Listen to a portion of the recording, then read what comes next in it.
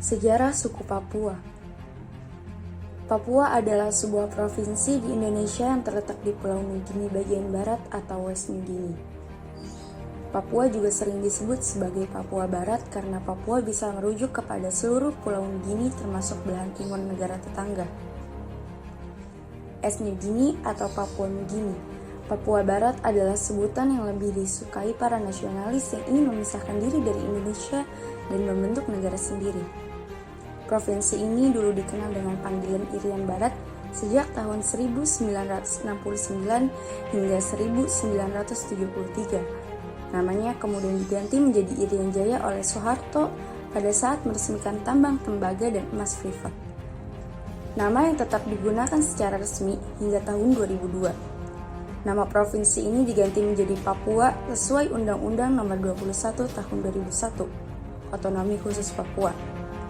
Pada masa era kolonial Belanda, daerah ini disebut Papua Nugini Belanda atau Dutch Nugini.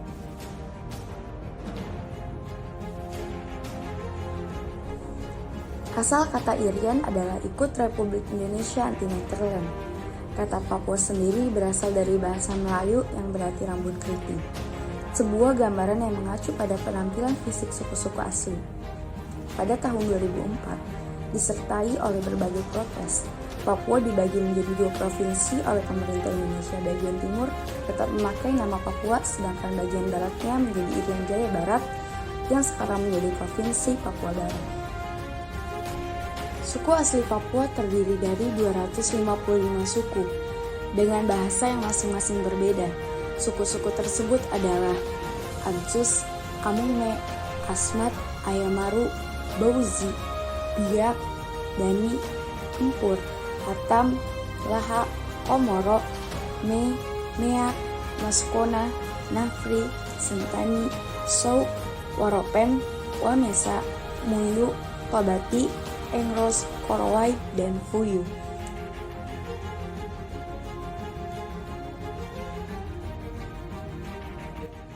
Indonesia dikenal dengan beragam tradisi suku dan budaya. Setiap suku memiliki ritual masing-masing, terutama dalam beberapa acara adat, termasuk acara kematian. Setiap suku memiliki ritual tersendiri untuk menunjukkan rasa duka akibat kehilangan anggota keluarganya, mulai dari ritual biasa hingga yang cukup ekstrim seperti yang dilakukan oleh suku Dani dan suku lainnya.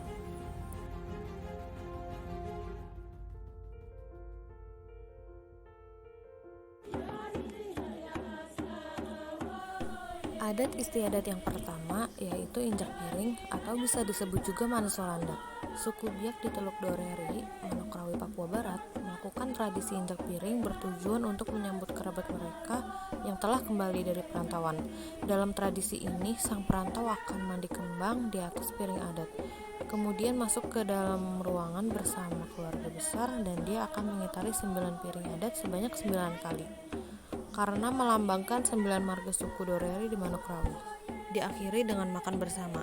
Tradisi ini disebut Mansorandak sebagai ucapan rasa syukur atas kepulangan anggota keluarganya, sekaligus untuk membersihkannya dari roh-roh jahat selama di perantauan. Tidak hanya momen menyambut kerabat yang pulang dari perantauan, tradisi injak piring ini juga dilakukan saat menyambut tamu negara yang berkunjung ke Manokwari. Para tamu akan melakukan tradisi injak piring ini secara simbolis sebagai bentuk rasa syukur masyarakat di sana atas kunjungan mereka.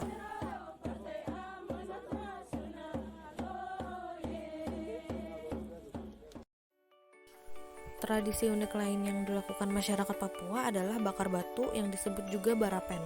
Barapen adalah sebutan untuk yang ada di kota. Ada juga nama lainnya pada masing-masing daerah.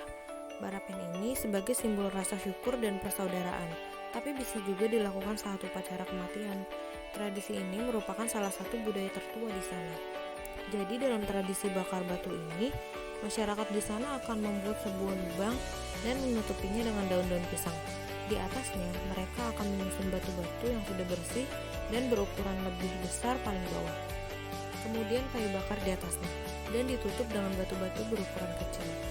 Setelah itu, mereka membakar susunan batu-batu tersebut sampai panas. Barulah menaruh makanan berjumlah banyak untuk dimasak di atasnya. Makanan tersebut dapat berupa daging babi, ubi, sayuran, dan sebagainya. Adat istiadat selanjutnya yaitu potong jari atau disebut juga ikipale.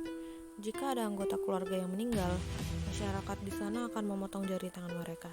Memang perasaan ekstrim, tetapi mereka melakukannya sebagai simbol kesedihan sekaligus untuk menjauhkan datangnya malapetaka lagi yang menyebabkan kematian.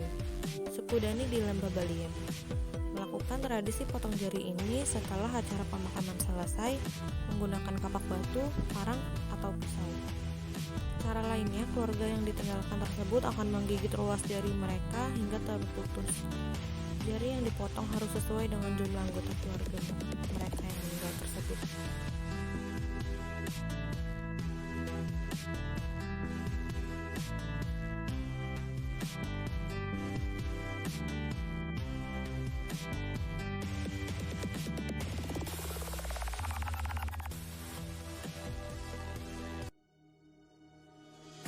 Adat istiadat yang selanjutnya yaitu Ararem. Suku Biak di Papua melakukan tradisi Ararem saat acara pernikahan warganya.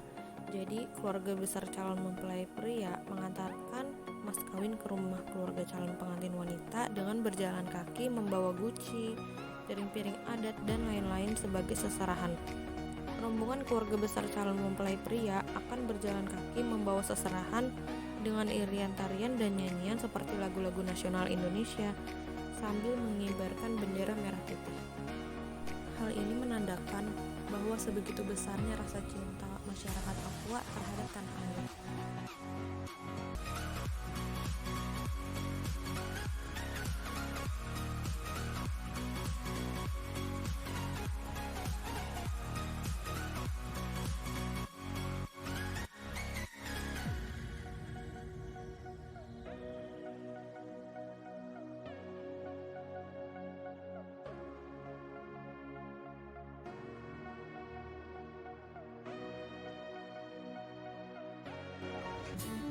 Nilai-nilai Pancasila yang terkandung dalam adat istiadat suku Papua, yaitu Injil masuk Papua dikawal Islam.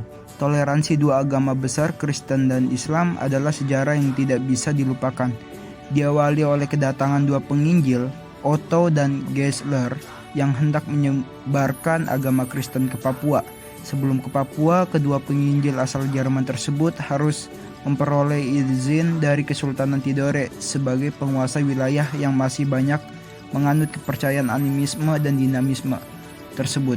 Menggunakan perahu milik seorang muslim, berangkatlah kedua penginjil Papua hingga berhasil berlabuh dengan selamat di Pulau Mansinam, Teluk Dore, Manokwari pada 5 Februari tahun 1855.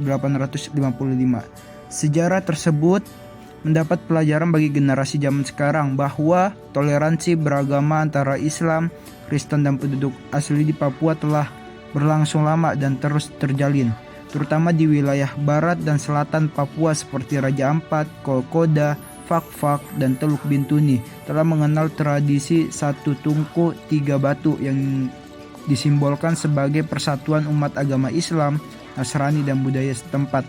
Juga diikat oleh falsafah agama keluarga, di mana dalam satu keluarga atau suku terdapat pemeluk agama yang berbeda-beda, tetapi tetap menjalin hubungan kekeluargaan yang harmonis dan saling menghormati.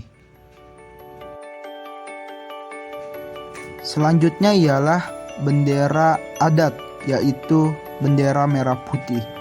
Ada tradisi yang luput dari perhatian kita bahwa bendera merah putih sebagai lambang negara kita bukan saja dihormati pada setiap upacara hari Senin dan peringatan hari-hari besar, tetapi sudah diposisikan sangat sakral bagi orang Papua, terutama suku-suku yang tinggal di pesisir, pulau, dan Teluk Cendrawasih. Bendera merah putih ini adalah bendera adat bagi suku Biak Numfor.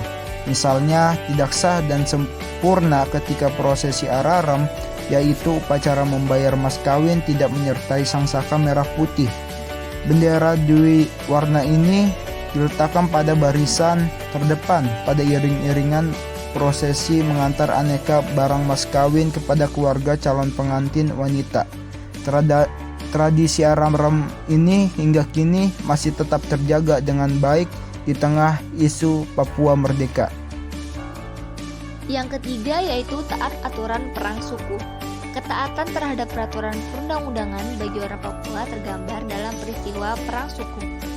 Bagi orang di luar Papua, terutama hasil liputan media massa, melihat perang suku dari sudut pandang saling membunuh dan mengganggu stabilitas keamanan. Padahal, perang suku yang terjadi biasanya dilakukan untuk menjaga eksistensi suku yang bertikai dalam rangka melahirkan seorang pemimpin. Harga diri suatu suku dianggap tinggi bila memenangkan peperangan. Kepala suku terseleksi dengan ketat melalui peperangan. Perdamaian akan berlangsung lancar kalau sama-sama menelan korban atau seimbang. Dari peristiwa perang suku di atas dapat diambil pelajaran bahwa orang Papua sangat patuh dengan hukum perang dan praktek berdemokrasi seperti tercantum di dalam sila keempat Pancasila, yaitu kerakyatan yang dipimpin oleh hikmat kebijaksanaan dalam permusyawaratan perwakilan. Yang keempat adalah teguh dalam NKRI. Pemerintahan Indonesia harus mengaktualisasikan kembali nilai-nilai Pancasila yang tergerus oleh ideologi, paham atau isme baru yang keras global. Paham baru tersebut ingin menggantikan Pancasila dan Undang-Undang Dasar 1945 yang dianggap tak sanggup mengatasi berbagai krisis sosial, politik, dan ekonomi. Lebih Pancasila Papua daripada Indonesia. Itu adalah bentuk kritik konstruktif terhadap peristiwa adu domba yang mengganggu keutuhan bangsa yang majemuk akhir-akhir ini. Yang jelas, hingga kini dan selama-lamanya, tanah Papua tetap teguh dalam bingkai NKRI.